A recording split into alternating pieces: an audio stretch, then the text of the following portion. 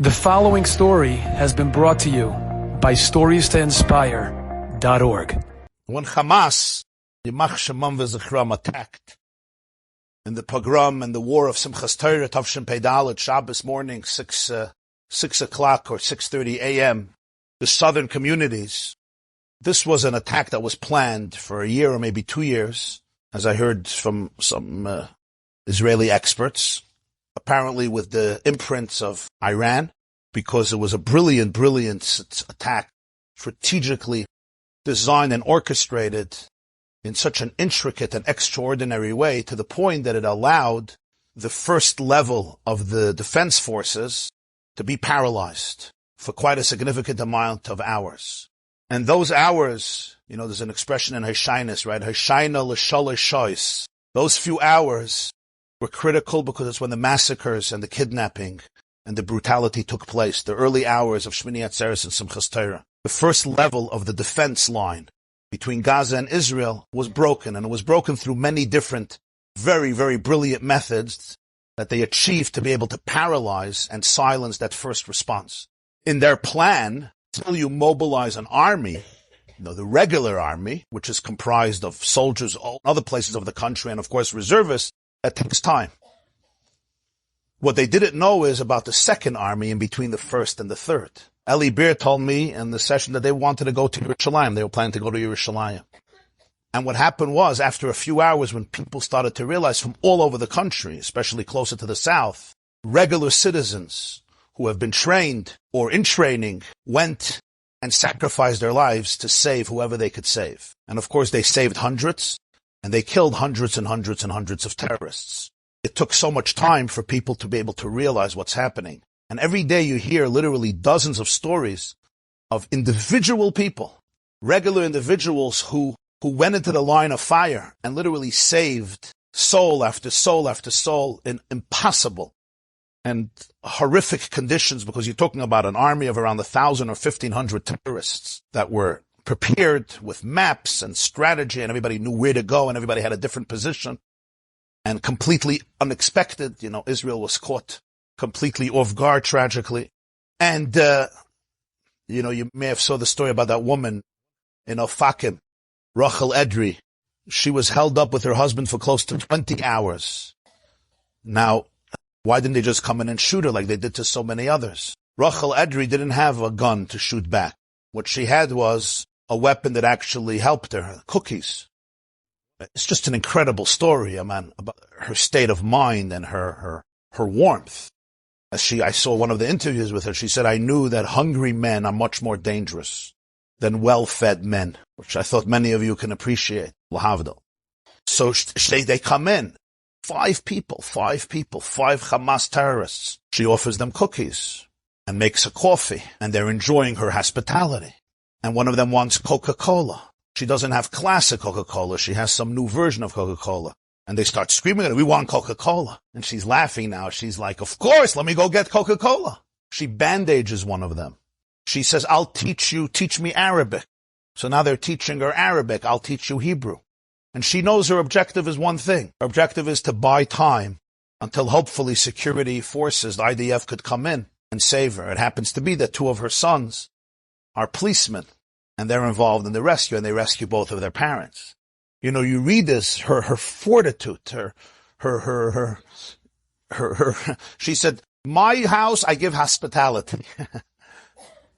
Just an extraordinary, and stories after stories of people who in the hardest and hardest of conditions literally rose out of the abyss, out of such horrors, to be able to perform miracles and save every soul that was saved, despite the horrible, horrible casualties and brutality and those that were kidnapped. Somebody shared with me about a cousin of theirs. His name is Dekel Suissa, 23-year-old boy, a platoon commander. And when Hamas began the attack 6:30 a.m. on Shabbos, so Dekel had his whole unit in the army base hide in the bomb shelter, and he said, I'm going to go take them on. He didn't know what he's taking on. And he went out, and he single-handedly killed 60 terrorists. 60 terrorists this man killed while protecting his entire platoon. They were in a bomb shelter. There was one last standing terrorist at the end, and he shot and killed Dekel at the end. And I saw one of his soldiers in his platoon said, he fought for us until his last drop of blood and saved our lives. He didn't want to allow us to even touch danger. I saw a story of a 53-year-old man. His name is Aaron Tzaref. Lives in the kibbutz Magen. And he woke up Simchas Torah in the morning, 6 in the morning, and he goes out of the house just to survey the environment. A regular Shabbos morning. He knows it's close to God. He wants to survey the environment. He's standing alone on an elevated mound in this kibbutz Magen. And suddenly he sees the Hamas monsters arriving. 600 feet away, he sees 10 motorcycles, 3 pickup trucks. They all came in with motorcycles and pickup trucks, filled with people screaming in Arabic. It wasn't hard for him to understand what's happening. They approach the fence to his kibbutz. Their objective is to get in and, slaughter every single person alive or kidnap them if possible. They begin to cut the fence. He's standing on the mound. He puts himself into a protective position, and he begins to shoot. He's alone on the mound, 6:30 or 6:20 a.m. Simchas Torah, and he shoots just one after another, one by one, just shooting. They keep on falling. The next one arrives, he shoots them too. Finally, people in the kibbutz hear this shooting, so some other people come to assist him. For 7 hours, this man protected his kibbutz. For 7 hours. The entire community was saved.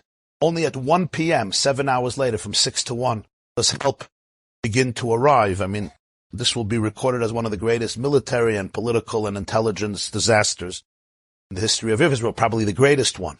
You have hundreds of stories coming out now of extraordinary, ordinary people who lived and died, saving countless others in a massacre that nobody could believe was happening. I saw an interview in Kikara Shabbat with a guy named Yair Unsbacher. Yair Unsbacher works in a unit that trains to fight terrorists. So he's well versed with this, and he said Simchas Torah in the morning he woke up and he was going to shul. It was around 8 o'clock, he woke up, he was going to shul. He said he went to the mikveh, and then he decided to go to shul, of course, for hakafos. In Eretz Yisrael, Shemini Atzeres and Simchas Torah is together. And then he hears a siren, which is not unusual in Israel, unfortunately, because of missiles. And he said his father, who was walking with him to shul, tells him this is something more serious. And then he started to see different signs. And he said, I went into my house, woke up his wife, and said, there's a war, I'm going to be fine, I got to go. And 5 minutes later, he was out of the house on the way down to the south. And he went to the kibbutzim where the massacres were happening. He mobilized others, and it seems like he killed many, many, many terrorists. And he was describing, he said, one of the kibbutzim, he went in to a house, and there was a family or a few families who were hiding in a bomb-sheltered room, where many people were hiding, and if the ceiling was good, many of them were saved that way, because the terrorists couldn't get in, or at least it was very hard for them to get in, so they went to other destinations. And he says the people inside didn't want to let him in because they came dressed. As you know, the terrorists came dressed, many of them in Israeli uniforms. So they didn't want to open up. And then he started to speak about Hoshana Rabbah and Shmini Atzeres and Simchas Torah until he convinced them that he was one of their brothers. And he says they opened up the door, and they were there for hours and hours and hours. Families, men, women, children. And he says, what I did was, I just went over and I kissed every single one. And they kissed me. And then he looked at the interview and he said something so powerful. He said, now, wherever I go, I have one craving. I want to kiss every single Jew I meet. And he explained something very powerful. And he said, and I realized that that's the truest sentiment of the Jewish people.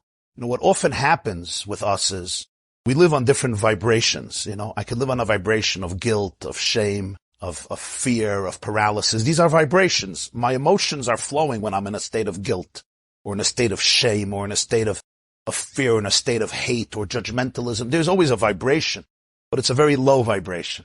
Love, empathy, connectedness, openness is a much higher vibration.